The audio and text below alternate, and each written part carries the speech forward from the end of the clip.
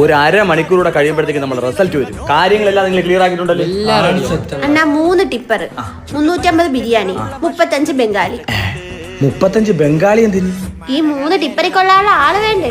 അത് ശരിയാണ്. വെമ്പായം കണ്ടിട്ടില്ലാത്ത വിജയാഘോഷമായിരിക്കണം ഊളംകുഴി ഉദയന്റെ വിജയാഘോഷം. ഗേറ്റ് അടയ്ക്കണ്ട, അരമണിക്കൂർ കഴിഞ്ഞാൽ ജനപ്രവാഹമായിരിക്കും. എന്റെ പടക്കത്തിനൊക്കെ ഓർഡർ ചെയ്തില്ലേ? അതെല്ലാം റെഡിയാണോ? ഒരു 5 അമിട്ട് കൂടുതൽ പറഞ്ഞു. ഇന്ന് വെമ്പായം കാത്തണം.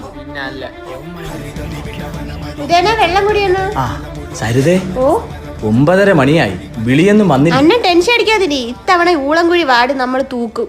പിന്നെ അല്ല, തൂക്കോണേ. തൂക്കിയില്ലെങ്കിൽ തൂങ്ങിക്കോണം, പുറത്തിറങ്ങി നടക്കാൻ പറ്റൂലേ. ദാ വിളി വന്നണ്ണ. ഹലോ, വെക്കടാ വെടി. 5 അമിട്ട് വെമ്പായം ജംഗ്ഷനിൽ പൊട്ടിക്കടാ. പൊട്ടിക്കാൻ വരട്ടെണ്ണ. നമ്മള് പൊട്ടി മറ്റേ പാർട്ടി തൂക്കിയെണ്ണ. എന്റെ രണ്ടാമത്തെ